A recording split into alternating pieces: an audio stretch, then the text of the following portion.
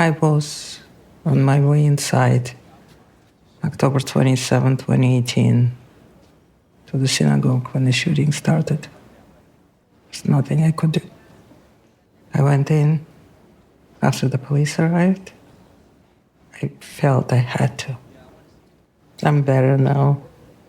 But New Year's Eve, 4th of July, when kids have their fireworks and firecrackers,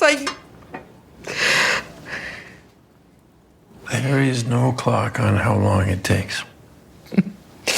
No clock. You must be joking. Hello, all. Welcome back to What's On Tonight, a podcast with elaborate, quirky, and unpredictable conversations about TV, movies, and more. I'm Becky. And I am still Mandy. Woo! Today we are covering HBO Max's hit show, The Pitt, Season 2, Episode 3, titled 9 a.m. Please note this is a spoiler-filled podcast, so if you haven't watched the episode yet, no big deal. Just come back and check us out once you're done. Before we get into episode 3, we did get some feedback from the Pirate Core YouTube page on our episode 2 coverage. Mandy, you want to start us off? Sure. Balboa Baby 1964 says, I think Landon just lost his temper when they stared at him. What he's been doing all day has been really hard. That's fair. I don't know if it was about my comment last time or our discussion about that. But yeah, I agree with you. I think that's what happened. Yeah. And at Linda 1541 says, you guys made me laugh. This was fun to listen to with the smiley face emoji. Also, I pick up so much that I miss listening to you guys. Well, I'm glad that we are Linda, we love you. Ridiculous brains and very wordy mouths can help everyone. I will say I got more comments about our penis coverage than I have ever had in any episode we've ever covered. And when I went back and listened to it, it did make me laugh. So I do hope that brought some joy to people out there.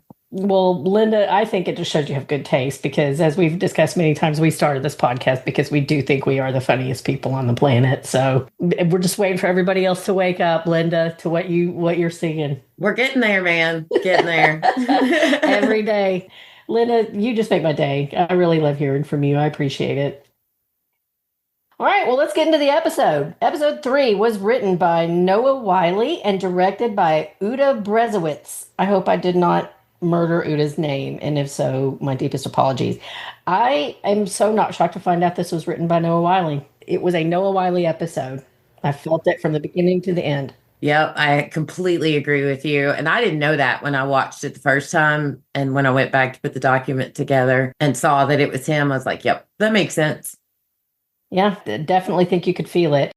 So anyway, here's the synopsis for this week's episode, and they kept it very brief this week. After a fatal motorcycle collision, a husband and wife are rushed to the ER. As King and Javati deal with a bickering family, Santos is forced to check her assumptions about a possible case of child abuse, and Robbie bonds with a Tree of Life survivor. Oh, this episode, man. Oh, so good. So much goodness. I was very excited to talk with you about this one. Me too. Let's dive in. First main point, let's start with Dr. Baran al-Hashimi and Robbie.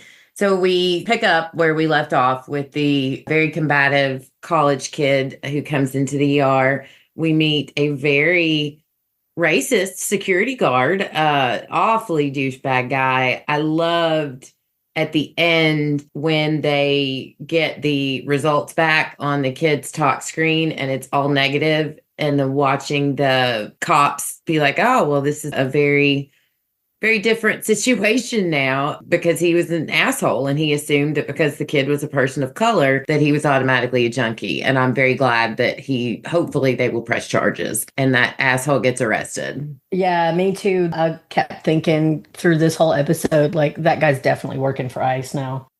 Oh, 100%. Yeah, he's just immediately just a small little man with very little training and a gun, or at least a taser, that he's just out here using it because he has a tiny penis. So it makes him feel like he has some control over things. So I hope he gets arrested. And I hope we get to see that happen on the show. I'm glad you brought up the taser because I thought it was very cool to watch Mel. I know this show is not ER, but one of the big things on ER was always when they were teaching was do one, teach one. And it was cool to watch Mel take one of the taser prongs out of that poor kid and then have her show Javati and walk Javati through it. I just like that. I loved seeing these newbies, these fresh faces that we had last season growing into these great teachers and doctors. It just warms my heart, these little babies. It's a really interesting part of the show that we don't talk about a lot. There's the fact that it is a teaching hospital. One of my best friends that I've known almost my entire life, since we were 12 years old, she's a nurse practitioner in Dallas. She's a psychiatric nurse practitioner. Before she specialized in psychiatry, she did work in different hospital settings. And she was asking for things to watch while we're all experiencing kind of a snowmageddon. Like we are all stuck in our houses from Texas to Florida, I think. It got it. I mean, it hit really bad here. So anyway, she was asking for things to watch while they're snowed in. And I was like, why are you not watching The Pitt? And she said she can't watch it because she finds it unrealistic. What? Yeah, I know. That's what I said, because all the feedback that I have read, seen, gotten personally, but also just like across the board on the internet and in comment sections from medical professionals, the only thing I have ever seen anyone say that they didn't find very realistic was the delivery of a baby in the ER. But I started thinking about it, and I think maybe it's because she never worked in a teaching hospital. Because like one of the things that she was saying is like doctors don't actually do CPR. That would never happen. It's always a nurse. You're not going to have them say prayers at a bedside. But I think that the difference here is that she's never worked in a teaching hospital. This episode is the first time I've watched it and really paid attention to the teaching aspect of it. As much as I hated the medical procedure itself, because you know that gives me the ick, I did enjoy that part of it. And I started to really pick up and pay more attention this episode to all of the little ways that they are teaching these guys. Yeah, it's very cool. Yeah. So let's move on to Dr. Robbie and Dr. Al. What I liked a lot in this episode is how they seem to be stifling their annoyance of each other and actually working together. I think you just said gelling. Is that what you said? Yes, that is a perfect, which makes me think of that stupid shoe commercial. Are you gelling? Remember the inserts? I really wish you hadn't reminded me that existed. That used to make me so, I'm like violently angry. It's annoying. I hated that commercial. Oh, no, it's stuck in my head. I think I'm going to bring it back. Don't do it. Mandy and I are gelling, y'all. Becky, you're on thin ice. I love that. That was maybe, again, we don't talk a lot when we've watched it, but I was texting Becky a little bit about this episode that I just can't wait to talk about it. And that was one of the things I really wanted to talk about. Is I loved seeing that. That was really cool. Like they were flirting at one point. I wrote the quote down. She says when he's like, so do you want to continue to, follow me around? And I forget whatever term he used. And she's like, no, why don't we just circle back when the CT results come back? And he's like, splitting up so soon. And she said, we are free to see other people. I'm looking for cooperation, not commitment.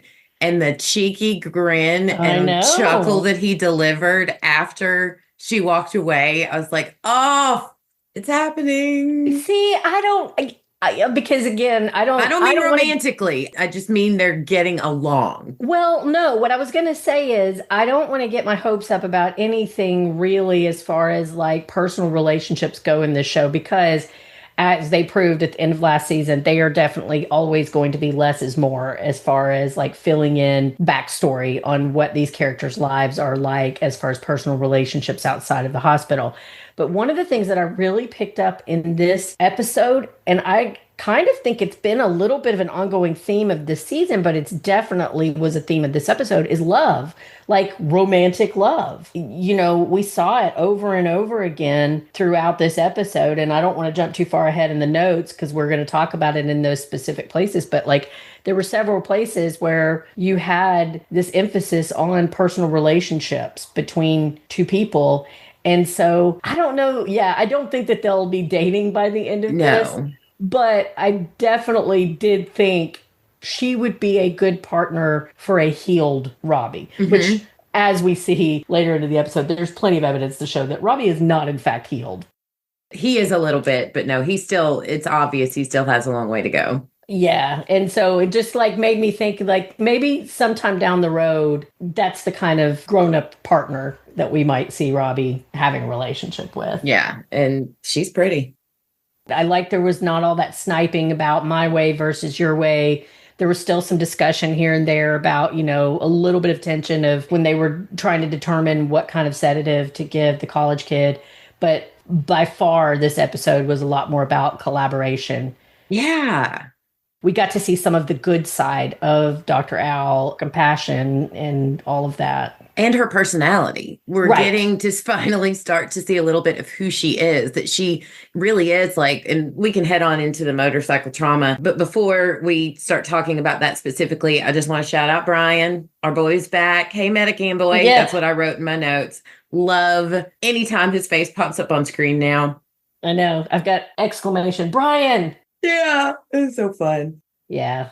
But he brings in a couple who's involved in an accident with a motorcyclist. The husband's not doing great. The wife ends up going down due to internal injuries. She was evaluated at the scene, but refused a ride to the hospital. And then when they're trying to talk her into letting them look her over, she's like, no, but we end up finding out that she does actually have a very bad trauma.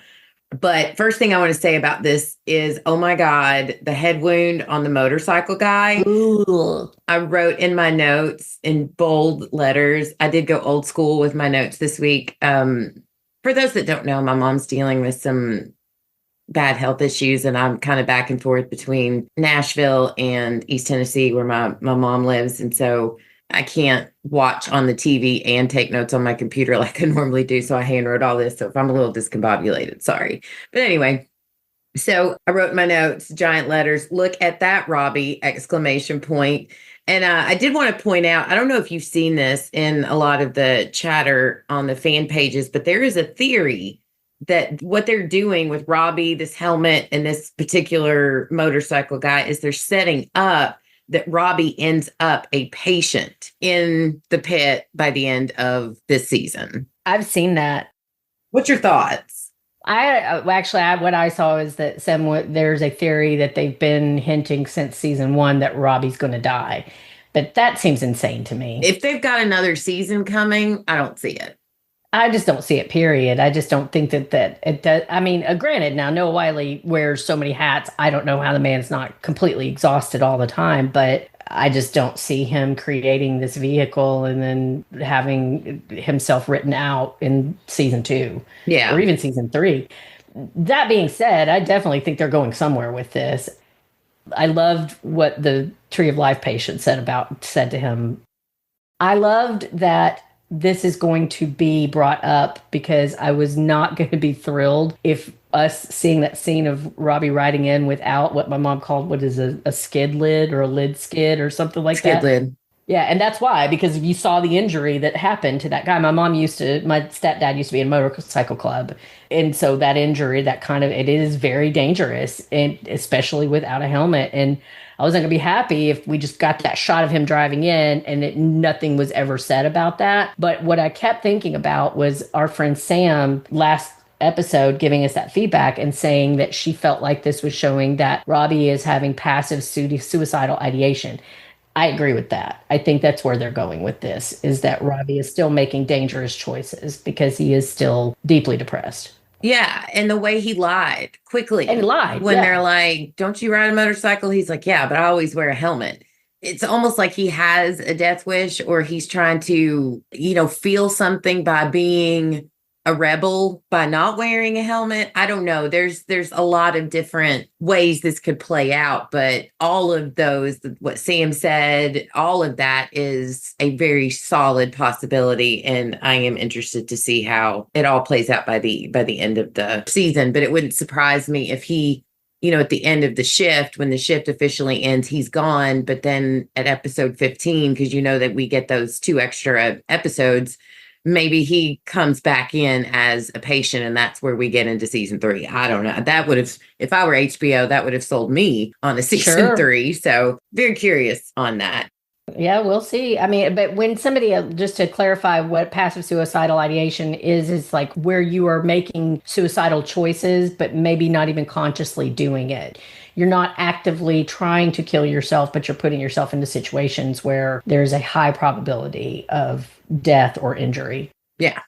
Oh, that was very gross, and I hope it's not foreshadowing, but I think you might be right. I want to give a shout out to our girl Metz and her sassiness with Robbie about Mrs. Yee's internal injuries and Robbie's joke. Well, I'm sorry, I did not use my X-ray vision this time. I love her sass, even though I think she was a bit abrasive because I mean they could only do what they could do with the patient that's saying I'm fine. Yeah, But it made me laugh. that's Garcia for you, though. I mean, That's our she's girl.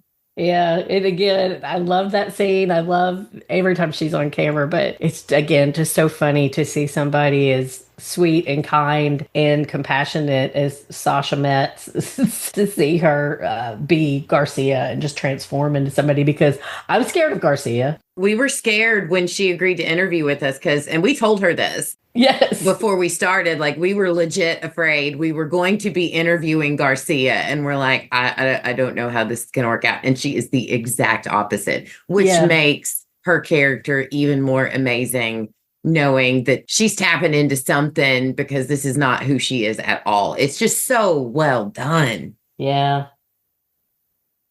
I'm really, really starting to love Joy when they figure out that motorcycle guy is officially deceased and they're like, okay, let's move on next door. And she's like, well, what about the moment of reflection? And I'm like, oh, she paid attention. Yeah. And then Robbie's like, he'll still be dead when we get back. Yeah. I wonder what we're going with Joy. I don't know, but I'm here for it. Yeah, no, I wonder if her journey is going to be what we thought Javati's would be last season originally, that she was going to find out that she just wasn't cut out to be there, or if she's going to be like Javati and find her mojo when she's pulled away from old Ogilvy. Ogilvy, that's his name. I just want to call him Hans. He reminds me of the Nazi boyfriend of the oldest daughter from Sound of Music. I'm going to admit I've never seen that movie all the way through. You're not missing anything. Okay. I'm not a big fan. I think it's because it always came on in the winter and like right after the holidays. For whatever reason, it was like when we were kids, it would always come on around New Year's. And that was like right at the peak of my seasonal affective disorder. So now it's just like I see the Sound of Music and I just think of being depressed. Yeah, it doesn't bring you joy. No. Anyway, yeah, I do love her character. I love the look of, oh crap, on her face all the time. It's so great. It's so wonderful. And I have, side note, reached out to this actress to come on the show, and I hope she will. I don't really feel like we need to necessarily go through the full breakdown of each person's trauma here. But what I liked about this, especially going through what I'm going through now with my mom, is I thought they did a phenomenal job of showing how trivial matters, little things that annoy you about somebody or frustrations or arguments, how they don't matter, and that it's extremely important to appreciate each other and love each other and look, not worry about that piddly shit that at the end of the day, if you woke up tomorrow and that person was gone, it wouldn't matter at all. I love that theme of this whole storyline. And I also love that through this couple working with both Mr. and Mrs. Yee, we got to see more of that Dr. Al personality, where she is genuinely a very compassionate woman who is obviously very good at the patient. You mentioned it last week, how much better she is at patient bedside manner than Robbie is. And I loved getting to see that on full display this time. Yeah, it was a nice break from the sniping. I like that line because Becky and I can both appreciate the horror of that as long married people who love our spouses and are very happy with them, but marriage is hard, man. I mean, like, you have those moments, I don't know about y'all, but almost every day. My husband and I've been married 25 years. I don't know anybody happier married than we are, but we still bicker about dumb shit. what are we going to eat tonight? Or who's going to go pick the dog poop up out of the garage? Or, where are we going to go on vacation? And so you do have those moments that, especially, Becky having to go back and forth, and me and my husband travels, of they leave and you calm down and you're like, what was that? What if that was the last conversation we had? Mm-hmm. And so you could feel that man's pain, both of their pain. And when he said, is this how it works? All of this stuff that you come in here and it boils down to this, and this is the only thing that matters. And Robbie says, yeah, apparently this is exactly how it works. Yeah, it almost like that guy triggered something in Robbie's brain, because when he responded, he wasn't just answering his question. You could tell Robbie was feeling something in his mind that I hope turns out to be a positive, not steering him more towards the negative. So I'm glad you brought that up. That was a very impactful statement and moment. One of the things that they're subtly doing in the background here of this season is ramping up this idea of community and personal relationships and love between individuals, and why that is what is the most important thing at the end of the day, without it being preachy at all. And so I think Robbie could definitely stand to learn that lesson, that, he's pouring himself out for humanity, but he doesn't have any real success in personal relationships. And at the end of the day, that starts inside yourself. Yeah. All right. Well, let's move on to the amazing patient, Yana Kovalenko, played by Irina Dubova. I hope that when Emmy noms come around next year, I hope this woman submits her episode, because wow, that was she did so good. And I think she deserves a guest, whatever they call it, special guest star, Emmy, special guest star. Yeah, whatever. So she comes in with a leg burn, laugh out loud at sweet Emma, getting absolutely nowhere with this poor lady. And she's like, I'll just wait for the doctor. So cute. But it was it was just such a deep moment. And for those that don't know, I know they described quite a bit about the Tree of Life shooting when she was having her conversation with Robbie. But if you don't know, on October 27th of 2018, 11 people were killed at what they're calling the deadliest anti-Semitic attack in U.S. history. This happened at a synagogue in the Squirrel Hill neighborhood, and it occurred during Shabbat morning services. And this synagogue still isn't open, but they are in the process of rebuilding. And this woman is suffering PTSD. So what got her is the fireworks going off. And it made me stop and think, and we'll get into it later when we talk about Louis, but the difference and how we don't really stop to think about how one thing can bring somebody immense joy. Fireworks are fun. They are cool to watch. And it is normally they are brought in a display of celebration, be it the 4th of July, New Year's, whatever.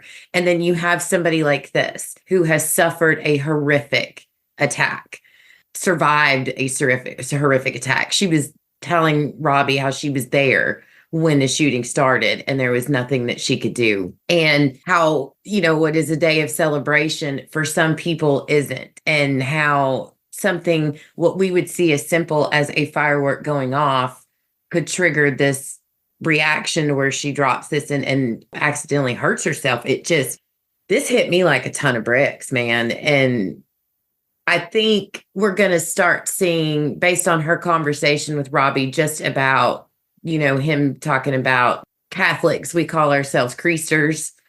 People who only go to church on Christmas and Easter, high holidays, like Robbie said. I hope that this brings spirituality back into Robbie's life and steers him towards another, what I think is a positive thing, and that's his religion. And whatever it is you worship out there, if you don't worship God, but you have whatever it is, spirituality or spiritually that makes you feel better inside and something to have faith in. I hope that Robbie that'll be a part of his healing journey, is getting back into his religion and using that to help him grow and heal. That makes any sense. Sorry, I just rambled. No, yeah, I think that having faith in anything outside of yourself is really important. especially in this day and age. I think that having faith in anything, it doesn't have to be God necessarily if that's not resonating with you. Yeah, whatever it is. Whatever it is, it's just the belief that there is something higher and better than just, we're born, we pay taxes and die.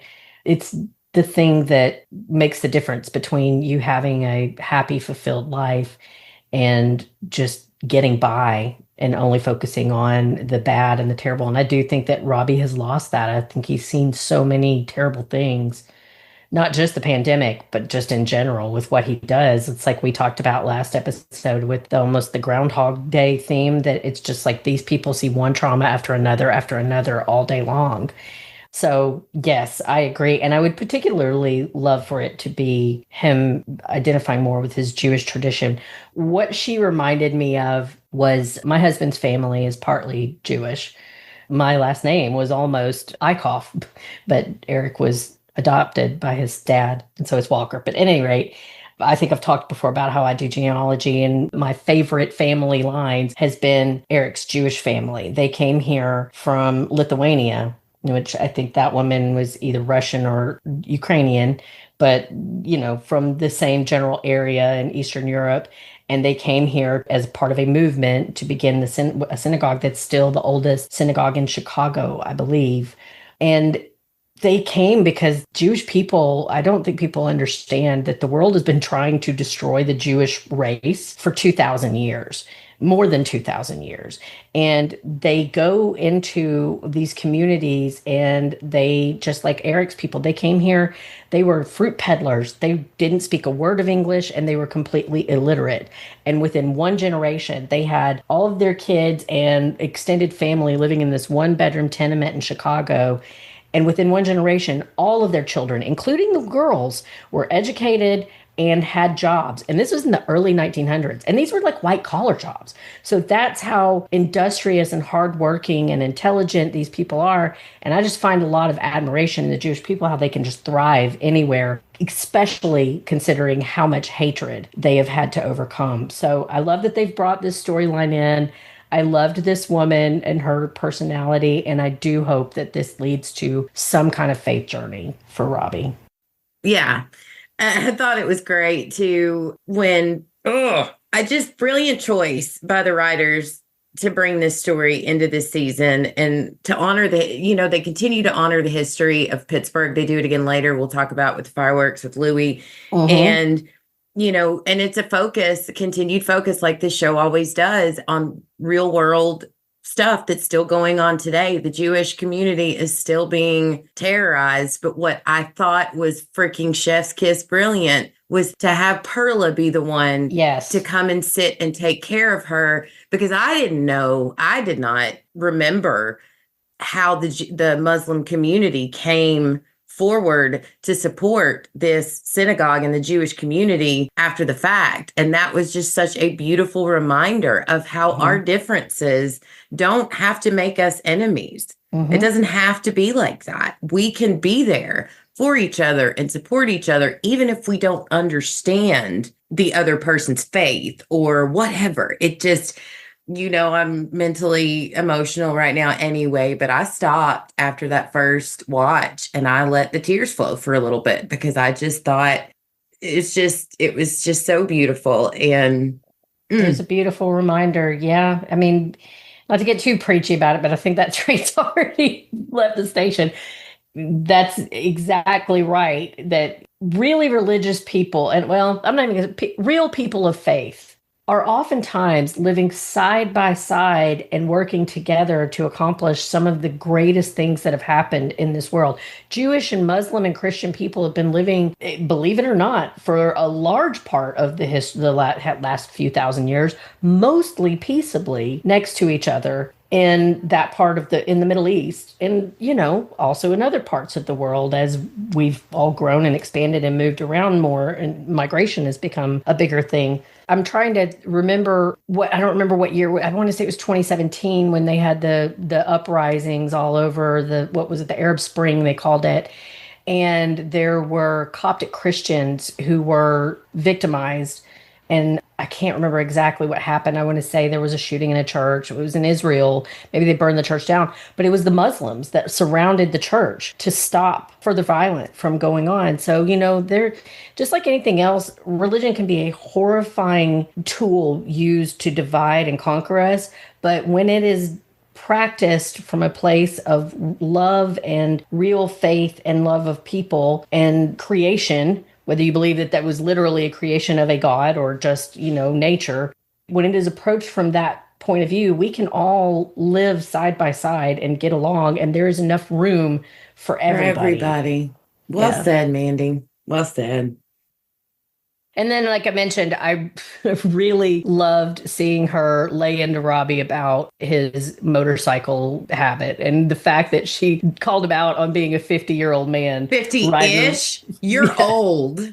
Yeah. You're an old man on a motorcycle. Yeah. And what I really liked about that was when later on Robbie's talking to Dana and he says something about she's made my vision quest into a midlife crisis. And Dana goes, no comment. Yes. Because that's exactly what this is. It's exactly what it is. And I wrote that down too, that Dana's comment, no comment. And she clocked something earlier too when security guy douchebag is running his mouth about this poor kid, college kid, and she just gives him a look. And I wrote, Dana sees everything. I wrote that down too. That look that Dana, we have the same brain. That like that whoop, that she turned around and glared at him. I felt that. I was like clenching up a little bit. Right. I was like, damn, Dana, don't look at me like that. I'm like, oh wait, this is on the TV. Yeah, she don't mess around. And then to close up Robbie's storyline, we find out that Westbridge is closed to trauma and all ambulances are being sent to them, which I hope means we get more medic and boy. Yeah, and for sure. Robbie's, I should have left last night. And I think the poll for this season is, how many times will we hear him say that during these next, however many episodes, 12 episodes we have left. So listeners, how many times do you think he's going to say it? I think he's going to say it once every episode. Also, playing back into the theory that something is going to happen to Robbie, that definitely could be some foreshadowing that if he had left the night before, instead of working that one last shift, that he's going to maybe avoid whatever horrible thing is going to happen to him down the road. Yeah. Ooh, man, I'm going to be dreading this all the rest of the season now. Yeah, I think we thought last season was exhausting. I honestly don't think we've seen shit yet. So no, I think I called in the first and second episode, all these people complaining that it's boring. Yeah. We're going to be wishing for boring here in another couple of hours for sure. Yeah. All right. So next up, Miss Dr. McKay, I just wanted to talk about adorable Mr. Montrose, played by Michael Nouri. I love this actor. He didn't really have like a big standout moment. I mean, like a big traumatic moment in this episode, but I loved his lightheartedness and flirting with her. Whatever pheromones she's putting out, the men are picking up on it. And I just thought it was so adorable that him asking her to dance, and then the hot athlete still flirting with her. And I just wrote in my notes, I would really love to see Mr. Montrose and Myrna interact together. I would love to see how that plays. Oh my gosh, yes. I'm trying to figure out where I know him from. He looks so familiar to me, and I cannot figure out what role he's played that I know him from, but I know him. It says he was on All My Children. Maybe that was it. I did watch All My Children for a while. I mean, he's got a long, great career history. So, but I wrote here before we get on to Mr. Williams, I just wrote, if McKay and Hot Athlete aren't boning at the end of this at the end of this season, I'm going to be pissed. Yes. Didn't I text you that? Yeah, I think you said it last week. Either way, we are definitely in agreement about that. Get you some, McKay. Get you some. Yes, it's awesome. I want her to hook up with that guy and give her a reason to look so exhausted. That's not probably taking care of a 7-year-old by herself, living in her parents' house. She deserves it. She deserves let that athlete's pain be like last week's pain and just That's what I texted. I said, if they're not boning in a closet somewhere by the end of this season. that's what it was. Yeah. Yes. Yes. Again, great minds. Man, yeah, poor McKay. She needs this. Well, we get Mr. Williams' diagnosis and one of the saddest things I've ever seen in my entire life. So his CT results show that he has a mass, and his last emergency contact was his ex-wife. And I got to say, I think it was pretty cool that she showed up. And I want to give a shout out to Amanda Scholl, who was one of the best characters on the TV show Suits. If you guys haven't seen Suits, all episodes are available, I think, on HBO Max. I don't know, but well done. The acting by Derek, Cecil, and her and McKay watching all of this unfold was great. But I mean, just imagine realizing that your marriage ended because your spouse drastically changed, and then only to discover it wasn't his fault. And I thought one of the best little things that they had her do the entire time she was on screen was fidget with her new husband's wedding ring. I didn't pick that up.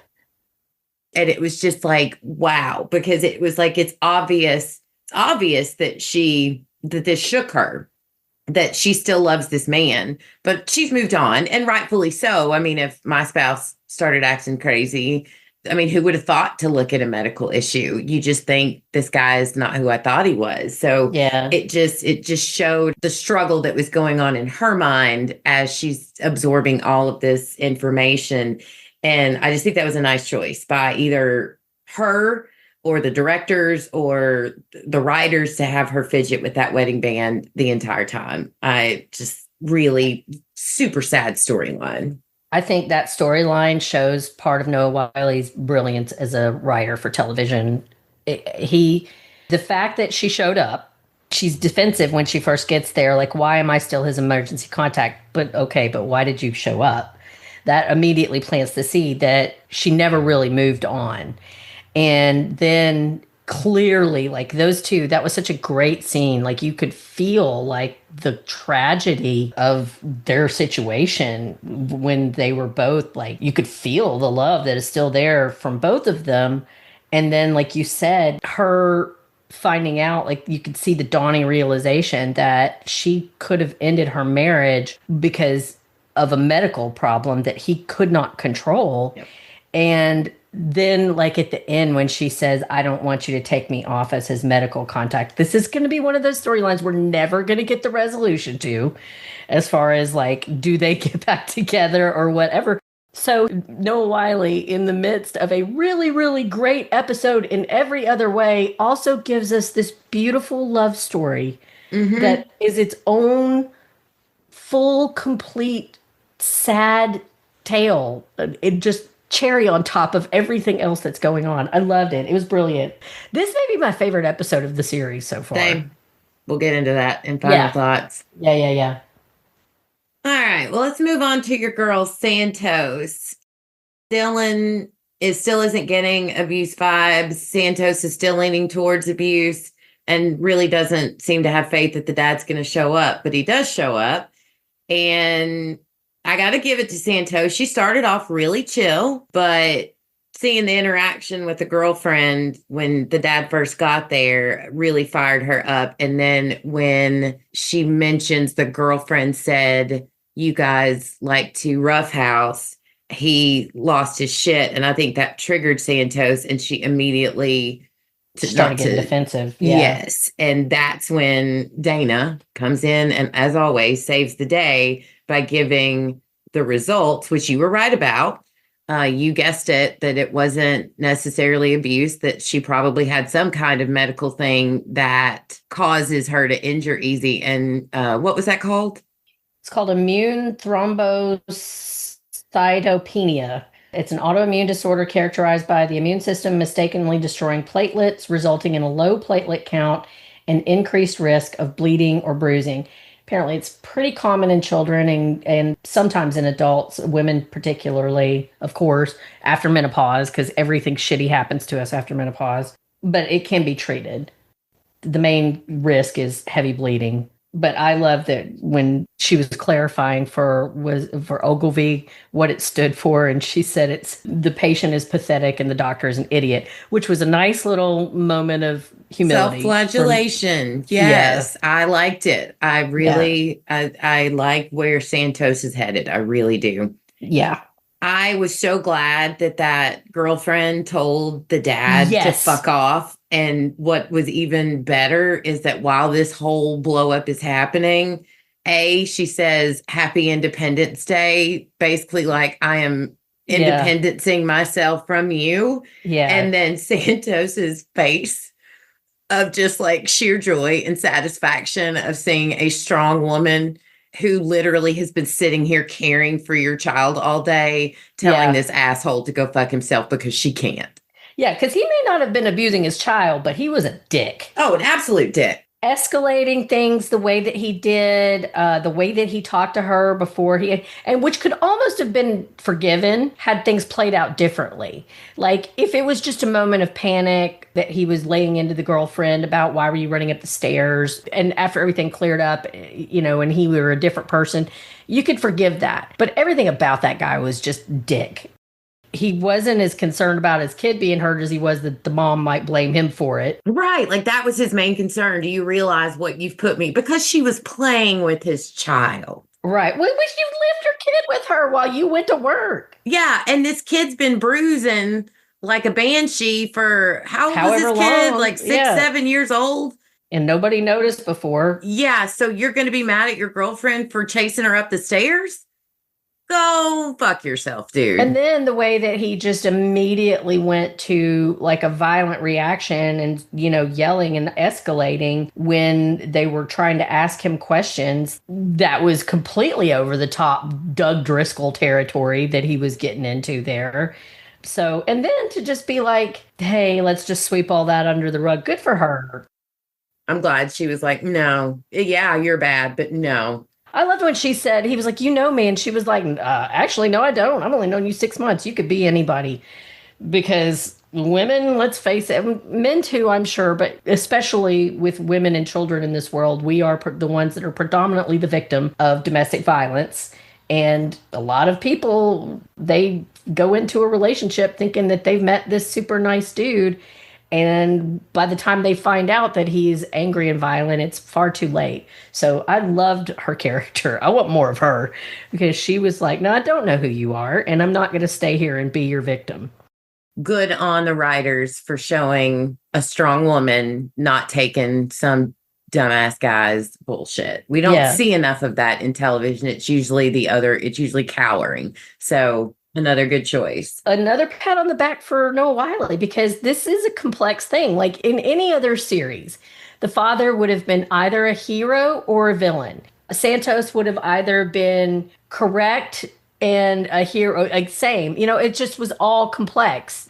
There was no black and white about it. It's not that guy is a monster, but he's definitely an asshole. You know what I mean? Like when we found out that he wasn't assaulting his child, any other show, it would have made him into just this awesome guy that had been completely misunderstood. Mm-hmm. But that's not what Noah Wyle gave us. And that's not real life either. It's not real life. Yeah. Basically, the story there is Santos wasn't wrong. The dad did end up being a dick. But what she learned is that can't then allow her to make her prejudice to the extent that she is misdiagnosing her patients. Yep. Well said. All right, that's all I have on main points. Do you have anything else before we move into chart notes? No, I think everything else I was going to talk about we get into in chart notes. Okay. All right, well, first up is Whitaker. Louis, bless his heart, still being drained by Whitaker and Ogilvy. And did you notice, I kept looking at Whitaker during the first watch, like, why does this kid look so mature all of a sudden? And then on second watch, I was like, he's got a 5 o'clock shadow, plus his show, maturity and showing him teaching. It just looks like he's aged like 3 or 4 years in 9 months, however many months it's been since last season. I didn't notice the 5 o'clock shadow. I did notice he's got a different haircut, and I saw a funny clip this week with him and Issa Briones talking about this season. And they said something about his new haircut. He was like, yeah, I got the grown out with the longer mullet Oh, yeah. 2 seasons after it was actually popular. Yeah. So I thought that was funny. But no, I'm going to pay attention to that now. Yeah, everything has to be perfect because we're still in one day. So Right. check it out next week. You'll see. And I really only caught it because I had paused when he was walking into Louis's room to finish a note on the previous scene. And I looked up at the TV. I was like, he's got a 5 o'clock shadow. That's why he looks so much. It just really adds to just showing he's maturing and growing up. Nice way to do that. Aging. I mean, like, because this job ages you. I'm 100% certain if it's not this season, sometime down the road, we're going to see something horrible and tragic that's going to permanently alter just how optimistic and sweet Whitaker is. I really feel like that's going to happen. So I think that is a brilliant choice on their part to have him start having these little tells that show that this job is starting to take him from the wide-eyed baby-faced farm boy to a grown-up doctor who's seen some shit. So Louis teaches us, Whitaker and Ogilvy, about the Zambelli family who in 1893 founded a pyrotechnic company, which apparently is still going strong today and has produced some of the greatest fireworks displays. And I think that was another nice nod that Noah Wiley himself, usually as the writer, tends to bring into his episodes. Like last season, we learned about the Black Ambulance Company, and now we learn about this. So I thought that was nice. But what really broke my heart here is Louis starting to show signs of withdrawal. Yeah. And he just keeps talking about how he needs a drink. But I appreciate Whitaker not trying to be like, now, Louis, you need to stop drinking, or realizing the time now is to focus on his current situation, which is this fluid and his abscess, which if you've ever had an abscess, oh my God, it is one of the most painful things that you will ever experience in life. And something I want to give you credit for, Mandy, is, I don't know if you caught it, but there was a hint. Louis says that he met one of the Zambellis during his time in the field. So maybe you're right. Maybe he was somehow in the medical profession before. I don't know if that's the field he's talking about. I was going to ask you about that too, like what you thought. And that's actually, while Becky was talking, I was looking here to see if I could find if anywhere they've given us any other hints about what Louis does for a living. That's definitely not an accident. Yeah, and even Whitaker comes back to say, hey, when you were talking about the Zambelli family, you mentioned working in the field. What field did you work in? So that is obviously, I believe, going to be a big revelation, but Louis couldn't talk because he was in so much pain. Oh, I totally missed that line. Yeah. How did I miss that twice? I don't know. Okay, Whitaker, you're asking the important questions now. The Whitaker knows what we need to know. Noah Wiley knows what we need to know. So just great planting little seeds and laying groundwork and making us wonder what's going to happen. I love it. So speaking of genealogy, Becky, I did your family tree. And you did. Am I related to the Zambellis? I don't know. Naples is where your family is from, though. Pittsburgh? No, Naples, Italy. Oh, I was like, wait, there's a Naples, Pittsburgh? Because the Zambellis. Okay. Yes, they are originally from Naples. That's where they were originally founded. Was Zambelli family. If you're listening, check your ancestry DNA and see if someone named Becky or Rebecca Anderson is showing up. And if so, can I get 5% of just one holiday's profits, please? Thank you. Let me know. We'll be contacting Becky's lawyers. We'll be in touch. All right. So next up, we get a Hanson family update. I didn't think much of them first time, but hearing you talk about them last week, I was like, okay, these guys are fun. So the son is clear and they tell him what to do. And then we walk out and the whole damn family sitting in the waiting room. And God. The dad is feeling dizzy. And it's sad, but it's also hilarious that they pull all of their medications together on the coffee table. And it's like, okay, well, you might have this, you might have this. So you take this and you take this.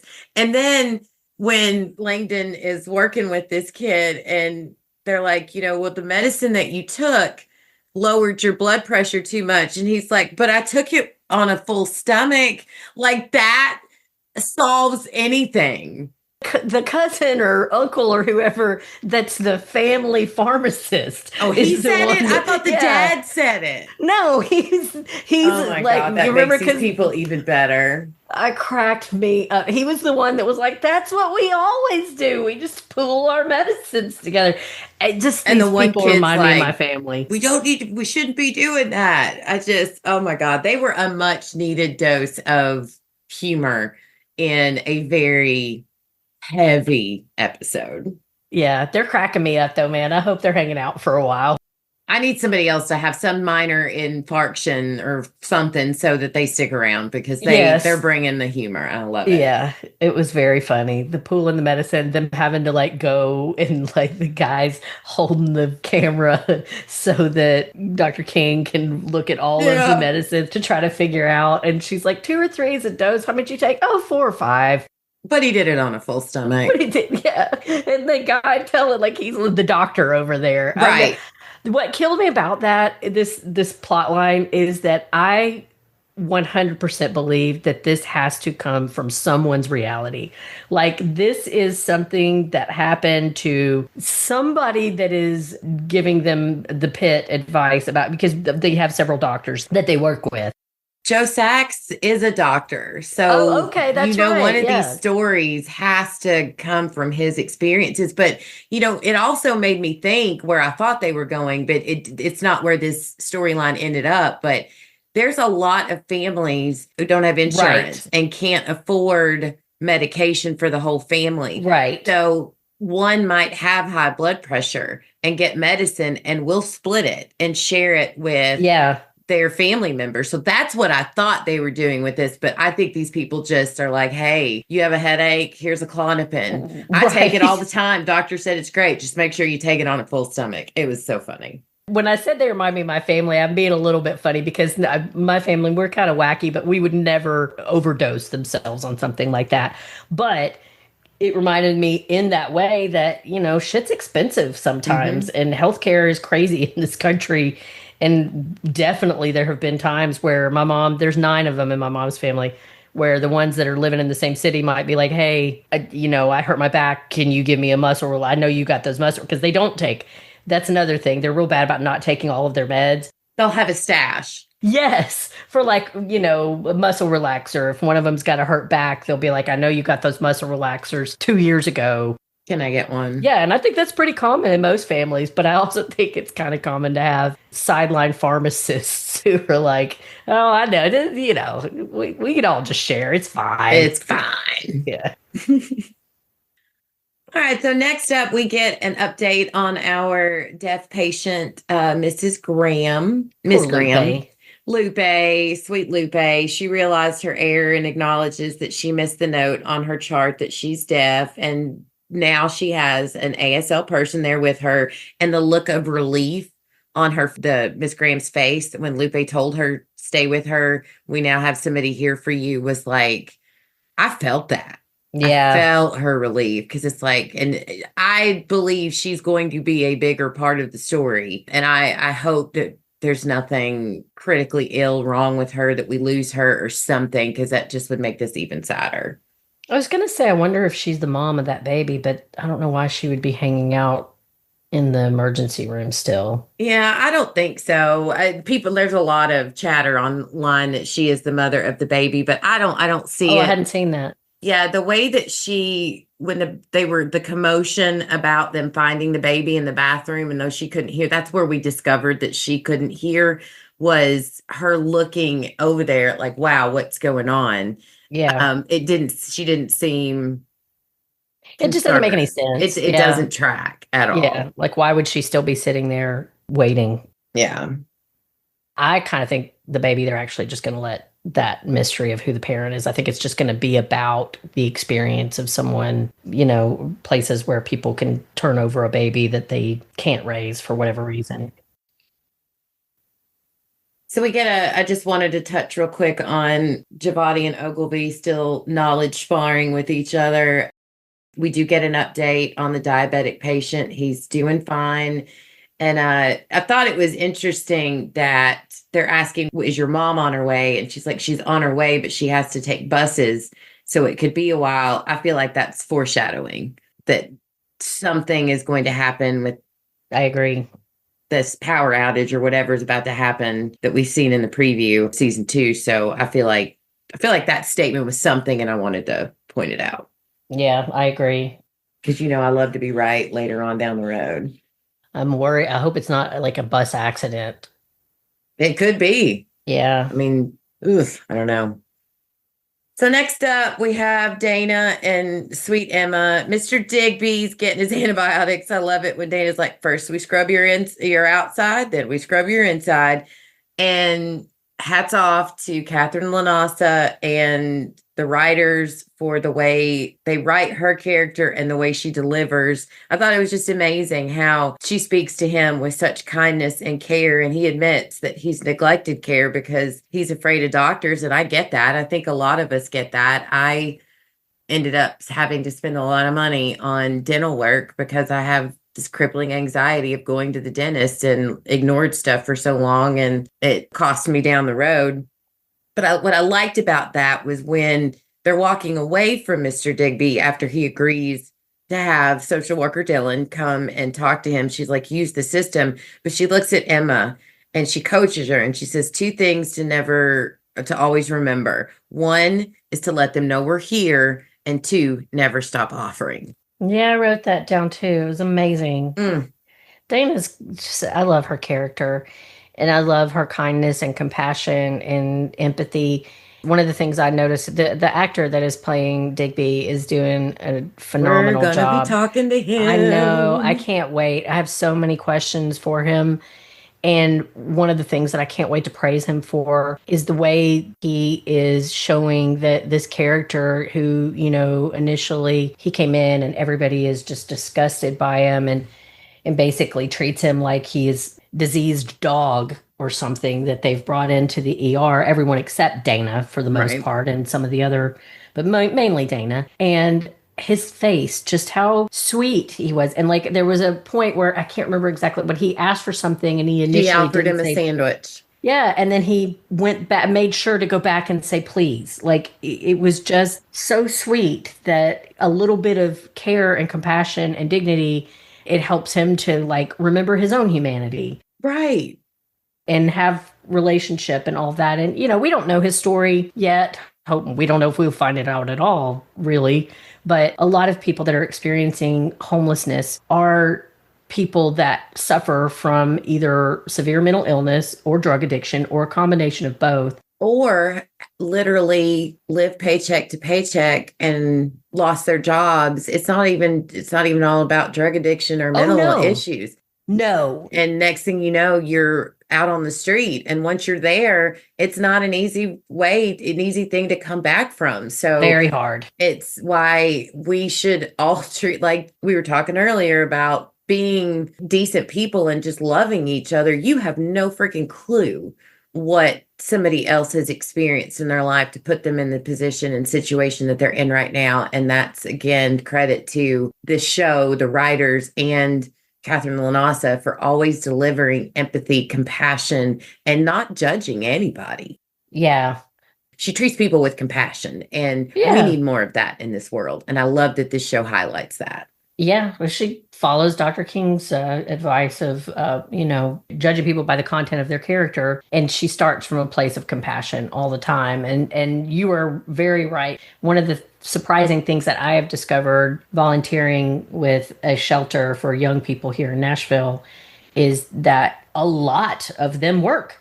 A lot of them have jobs that they are actively working now, but they still are unhoused because they've gotten themselves, and some of them, just for example, one kid's mom was in an abusive relationship. He was 18 years old. His mom finally got out, and she was able to get into a women's shelter with her and her daughter, who was under 18, but he couldn't be there. He's a male and he's over 18. So he suddenly has no safety net in this world. So you are 100% right about that. The reason I specifically mentioned that continuing to experience being unhoused or housing instability, have psychological or drug addiction issues is because it seems like from the level of where he was at when he first came in, that very well could be his story. And so it just seems, I guess the point is that I love that they are showing that whatever someone's story is, that as you've just pointed out, we don't know. People like to think that it is a very black and white issue of just work harder, save your money. This will never happen to you if you just do all the things right and check all the boxes. Well, that's just not reality. Jesus said himself, the poor will always be with us. And how we treat them as a society determines who we are as people. I really believe that. And so, yes, it is one of my favorite storylines so far. One of the reasons I'm loving this season is seeing that relationship between Digby and specifically with Dana. Yeah. And sweet little, what's her name? What's the name? Emma. Emma. I just adore She's her. so cute. She just makes me smile. Her little pigtails. Oh, just so cute. I just want to squeeze her little cheeks. Yes. All right. So next up, we have Langdon. My first thing is we get a glimpse of Penis Man, and I just wanted to type Penis Man. He really has no bearing on the rest of Langdon's story. I hope that's on his IMDb page. I'm going to miss him. And I did think it was funny that Langdon was like, no sex fireworks for you tonight. Take it easy. That's my first note. Yeah. The guy's like, no, I'm like, he's in so much pain right now. He's like, I don't want anything near my pain. He was probably like, I'll never use that thing again. Yeah. And give me Donnie, Langdon, and little kids all day long. Loved it. These three sweet, adorable dads, obviously good dads, coming together and sharing their stories and encouraging each other. I was like, damn, man, I just got emotional. Like, I loved it. And I love Donnie and Langdon's bromance. We talked about it last week. I hope this continues the rest of the season when they take out one of the Hanson guy that burned his arm. And they're like, I forget what they said, but they kind of fist bump each other. And it's like something to do with the area they're from, but like we're the whatever boys. I'm like, I love it. And the last thing I have on that is, so it looks like Langdon is getting help through spirituality. Seemed to be a theme this episode. He brought up a very beautiful poem about fatherhood from Irish poet John O'Donoghue, who I looked up because I was just curious because I'm very into Celtic world, how he actually helped bring attention to Celtic spirituality. So just wanted to give a shout out there. And I love season 2 Langdon so far. You know, he's not my favorite and I have been pretty hard on him. I loved this episode and I'm enjoying just the same way we're starting to see glimpses of Dr. Al's personality outside of just the friction with Robbie.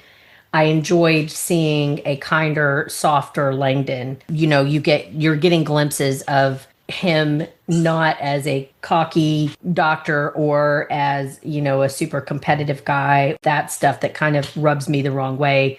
I like seeing this part of him. But I also really loved the poem. So to remind you guys, here's the poem. Oh, good. May you be gentle or the blessing, I should say. May you be gentle and loving, clear and sure.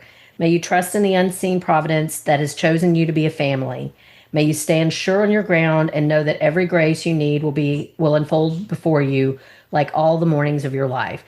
I'm going to keep that because I think it's something that I need to read fairly often with the crazy world that we're in right now. But I was also curious. I'd never heard of John O'Donoghue. So I looked it up and I was wondering, you know, why this was included. And I found a TV Line article where they asked Noah Wiley about it. And he said, John O'Donoghue is an author that I got turned on to several years ago by David Crosby's widow, Jan. And as we know, he was good friends with David Crosby. She was a good friend who was looking for some cones of wisdom to help her through a difficult time, Wiley shared. His book of blessings I found to be just absolutely beautiful. Everyone on every subject had some really lovely phrasing and some really lovely wisdom. So he's just been in my back pocket. The personal connection eventually found its way onto the page, and he says it's when it came time to writing this scene, it's 3 fathers in a room with a kid that won't sit still, and that's a rare thing to get. Donnie is a new father. He's got a baby at home. Langdon's got slightly older kids, and fatherhood doesn't come with a manual. So you've got 3 guys in there talking about their experiences of being fathers. For Langdon specifically, the moment is rooted in where he is emotionally and spiritually at this point in his life. Loved that. Mm-hmm. Before we move on from this, I want to confess, I too have shoved things in my nose. Oh, girl. Who hasn't? It was a piece of corn from the gerbil's food for me. And I couldn't remember if I had to go to the hospital to get it taken out or not. I think I did. I kind of vaguely remember, but Bonnie said, my mom, my aunt that raised me, I call my mom, who had the ambulance service. That was for you, Becky. Cringed when my mom said ambulance. Yeah, Becky's mom and I both say it correctly. Thank you. Anyway, all two of you. My mom said that she got it out with those really long tweezers that they have, like in medical kits. She said that she thinks that she got it out that way. I kind of vaguely remember it being in a doctor's office, but I could totally be wrong about that. But I definitely remember it had to do with Ronnie Walton, the cute boy that lived down the road. And I think we were daring each other. And next thing you know, you've got corn in your nose. Yeah, I did it with all my Black girls out there will know, especially we used to get our hair braided constantly. And, you know, we had the big beads and then we had the little beads. Yeah. That was mine. And I grew up in a household with a doctor and an RN, and they handled that like a champ. But the funniest story was my best friend growing up, Jacqueline. She got something, I don't remember what it was, stuck in her ear, and her mom tried to vacuum it out, busted her eardrum, and she ended up going to the emergency room. So yeah, kids, adults alike, don't stick things where they don't belong. Don't shove things anywhere that they're not supposed to be. Just as a rule, that if this podcast stands for anything, it's not inserting things into holes that they don't belong in. Exactly. Yeah. Let us guide you. Let us be your spiritual guiders.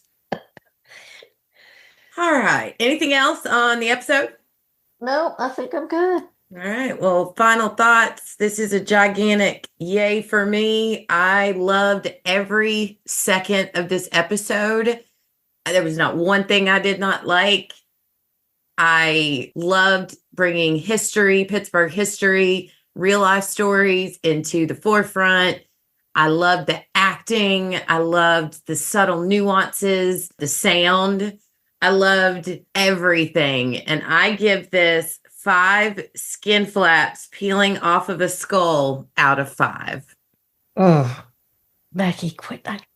Dude, quit reacting and I won't keep looking for the grossest thing I can think of. I can't help it. It is the one major difference between us is that you love all of this gory medical crap and it nasty.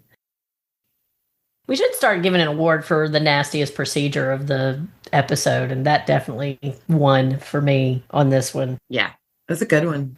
As I already pointed out, I think this may be my favorite episode of the entire series. I think it's the writing. I don't ever watch the Emmys, so I don't know if they have like a script or like best episode category or anything like that. But Noah Wyle should win some kind of award for the script for this episode.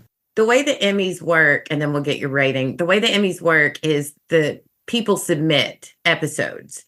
So like best medical drama would be 9 a.m. written by Noah Wyle, or best writer would be, it's 4 specific episodes. That's why if you ever watch the Emmys, y'all know you see the episode title at the end. That's how they work. So yeah, he should definitely be.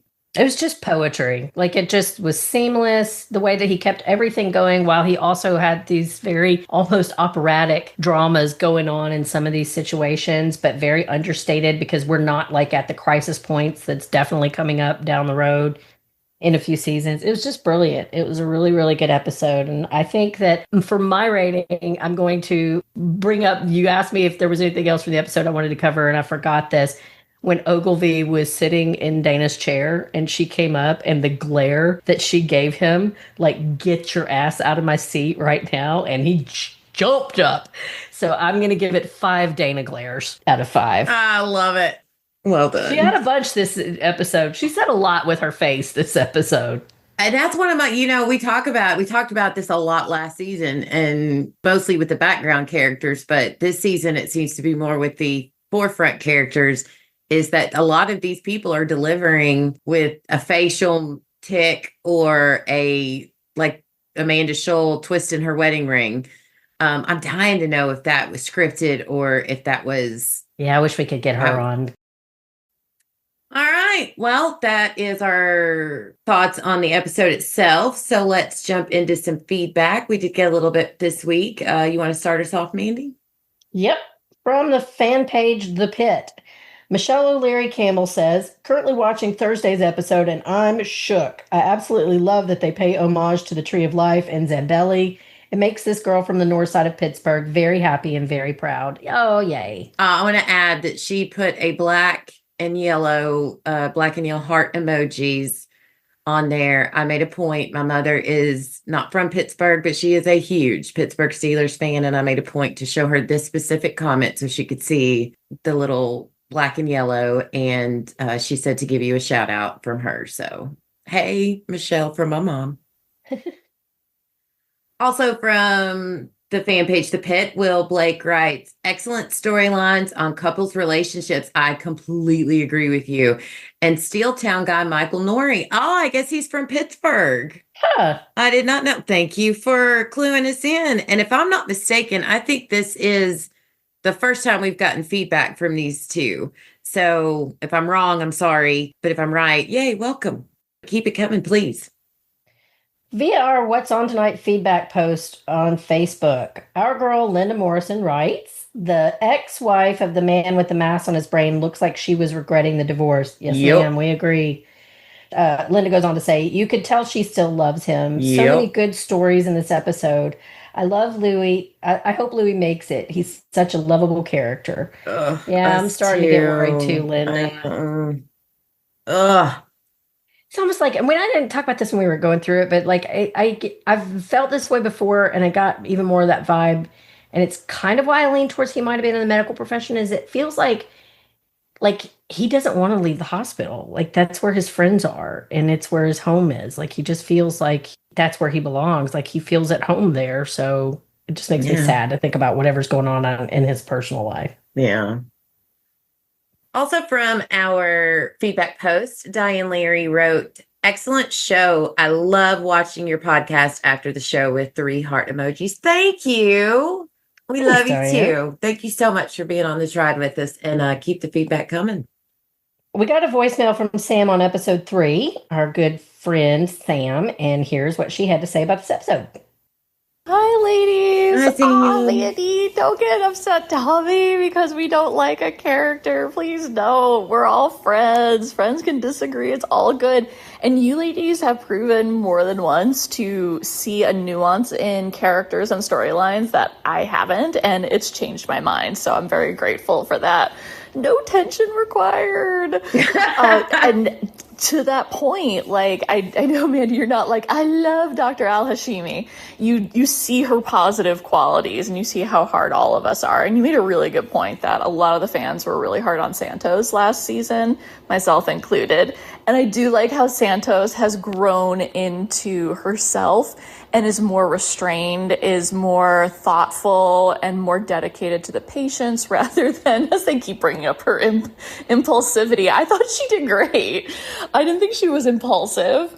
And just a side note, that father may have been innocent of hurting his kid. Whoa, was that the wrong reaction, though? Yes, of course, any parent who gets accused of this, especially falsely, is going to be furious. At the same time, my dude, you can't react like that. Hold that anger inside and self-regulate like a lot of women do. You can't be this much of an outburst and picking fights. Like, now you just got to work with the system. Sorry, not sorry. It sucks. I'm sorry. But back to Dr. Al-Hashimi. So, Mandy, you softened me a little bit to her. And then in this episode, I thought she did a fantastic job. Like, not only was I not annoyed by her this episode, I actually really liked her character this episode. And I think it was a couple of things. It was Mandy helping me see a different side of her. And also, no AI talk. She didn't bring that up, at least not a lot that I can remember. And she wasn't, like, nitpicking their policies. She wasn't, backseat driving their decisions and stuff. Like, she was working with Robbie as a team and everyone else, and she was really great with the patients and the patients' families. I'm like, oh, so this is who you are underneath these control freak factors. Again, she's only been on this job for like 3 hours. So I'm like, oh, this is much better, girl. Stop it with the other stuff. You're brilliant. What are you doing all this other stuff for? I do think it's trauma. But it's just like, oh, like underneath it, you're actually really awesome. So like, I think I might actually really like her by the end of the season. And a little shout out to the dancing Walmart greeter guy who was delightful this episode. I forgot that part. The patient pamphlets are a bad idea. And thank you for very kindly pointing that out. I can guarantee you most patients will not have that reaction. So I wonder if that's going to come back later. And Dr. McKay very kindly explaining why those patient pamphlets are complete horse shit for an ER to have. And at first I thought that like that gentleman who was dancing and flirting with her, I was like, is this who McKay's gonna bang? I mean, whatevs. But I think it's gonna be the ankle guy. It better be. Oh, the sweet bubby in this episode, the Yiddish grandmother. Oh, that is exactly what Robbie needs. He needs a Yiddish grandmother to just tell him how it is. And like, I very much recognize this woman. I was like, oh, bubby, babala. And it was just so sweet. And she handed it to him because she had it right. And then I really liked her really kind moment with Perla of thanking her on behalf of the Muslim community, because Muslim communities have always been extremely kind to the Jewish communities, especially when there's just been zero reason to be. They've just in general showed such humanity towards Jewish people, and I've just been so grateful. And I'm glad that that's getting an international platform, as well as reminding everyone of those horrific shootings. I remember the day when I heard about it, and so all of this was very thoughtfully done, and I just thought it was really great. What do you guys think? There feels like I agree with the other fans writing in, there seems like there's a tension building, and we know there's going to be some tech issues and stuff, but I get a feeling there's something else coming, like something on par with Pitt Fest, because it's going to be bad when the computers go down, but I don't think it's going to be like that. So do you think maybe they're just hiding something on us? What do you ladies think? I think it's something to do with the bus system. Well, I think it's that hospital closing down is the beginning of it, that they're rerouting all of the patients there is the first crack in the day that's going to happen. And then beyond that, I think this is where Dr. Al's really going to have to learn let go. how emergency medicine works.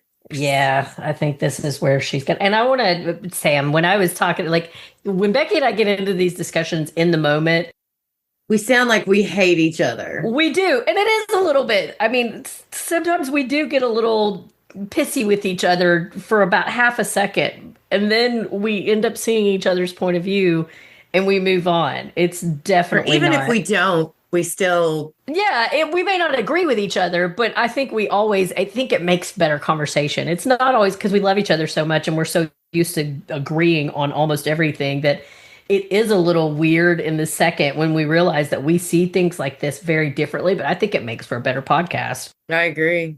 And I think it also is good for us because I think it helps us to work through things that we don't see eye to eye on. And a lot of time, but it's never that serious, Sam. It's never like when I was talking about how I felt like I was about to have to get in here and fight for my life over Dr. Al.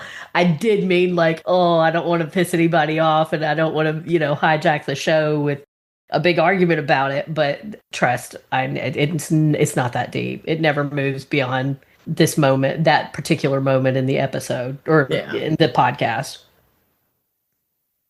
And we got a little bit of feedback on our interview with the amazing Brian Tishnell. Penny Lennox wrote, "This was a great listen."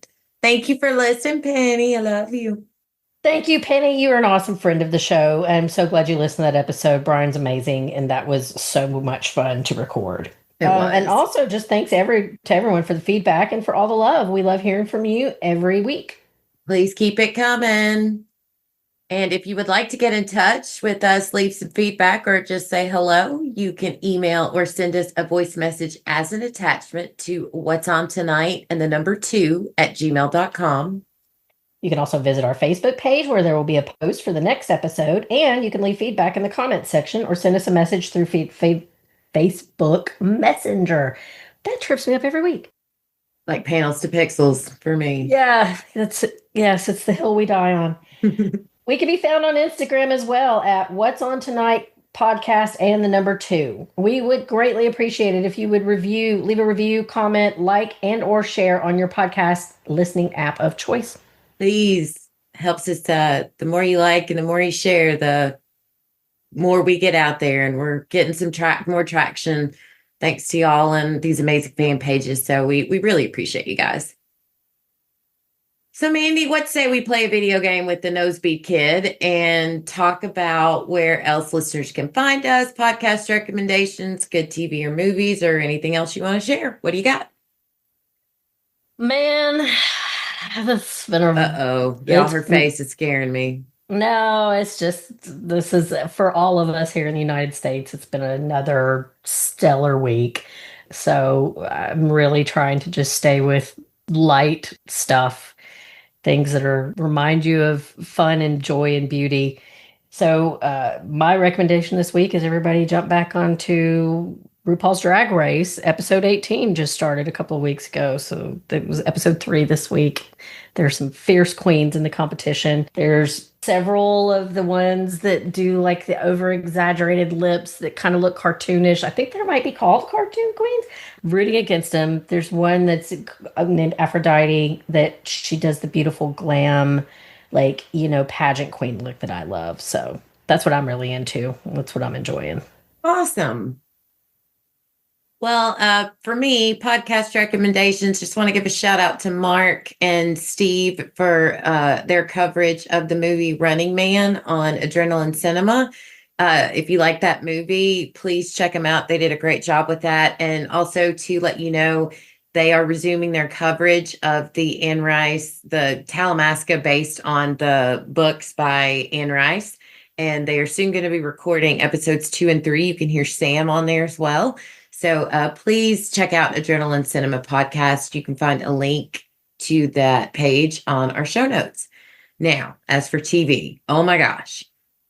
So I hit some depression the last few days. And so I took a day on Friday to just decide I'm just going to lay in bed and watch TV once I got done with my work. So I just randomly discovered His and Hers on Netflix, starring the great John Barenthal and beautiful Tessa Thompson. So this is about 2 estranged spouses, one who is a detective and the other a news reporter, and they're vying to solve a murder in which each believes the other is a primary suspect. It is a phenomenal, whodunit, and there was a twist at the end that I did not see coming. It's not, I wouldn't call it light, but it's amazing. And 6 episodes. So if you want something quick to binge and enjoy, I highly recommend it. His and Hers on Netflix.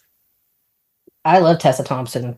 Check that out. I really think you'd like it. And I don't think you would figure it out. She's one of my favorite actresses working today. Yeah, she's so pretty. She also has an abscess at the start of the show. So I don't know. What a theme for the week. Right. Those do suck. They're I've awful. had several and they hurt so bad. I haven't had them since I was a kid, like really bad. Maybe I've had 1 or 2, but I used to get them all the time when I was like 6, 7, when my permanent teeth were coming in. And I still remember how miserable it was. Yeah. Do you remember last year when my face swelled up? Oh, yeah. Yeah. That's what that ended up being. Yeah, that It was was awful. crazy. Well, it's so painful. And as always, we'd like to give a big thank you to Mark and Pirate Core Entertainment for giving us this platform. Please visit the Pirate Core website. You can find it on our Facebook page. And there you can find our podcast, as well as other podcasts like Dinner for Her with our very own Mandy, Panels to Pixels podcast, Adrenaline Cinema, and other projects that Mark is working on. Well, that wraps up our coverage of episode 3 of season 2 of The Pit. We had a fascinating conversation with the lead sound engineer, Brian Parker, last week. Man, we learned so much. Just blew my mind. Becky's working on editing that one, and we're going to get it posted soon. Guys, we've been talking about this, and we both just had a lot on our plate, but sometime in the near future, we're going to repost to our Facebook page all of the links to all of the interviews that we've done with cast and crew so far, because as we've talked a little bit about, we've gotten a lot more traction this season, and more people, more ears out there. And I just hate that anybody would miss this opportunity to get into the minds of the cast and crew that do this. The actor interviews have been incredible, but this is the first like crew interview that we've done with people who were behind the scenes. And we learned so much about sound and how it influences your experience of this show, and is one of the reasons that this show is so phenomenal. So yeah, I can't wait for you to get that one up, Becky. It was very cool. Thank you, Brian, for being on. I can't wait for everybody to hear it. Yeah. And we're going to be back next week to cover episode 4, titled 10 a.m., with a very special guest. Well, we want to thank everyone for listening. You never know what news you might get in a day that will change your life forever. So take stock in every blessing you've got. Appreciate each other, and every day we're blessed to be a part of. I'm Becky. And I'm Mandy. And we'll catch you next week when we grab the remote and hope we see a penis on tonight. Bye.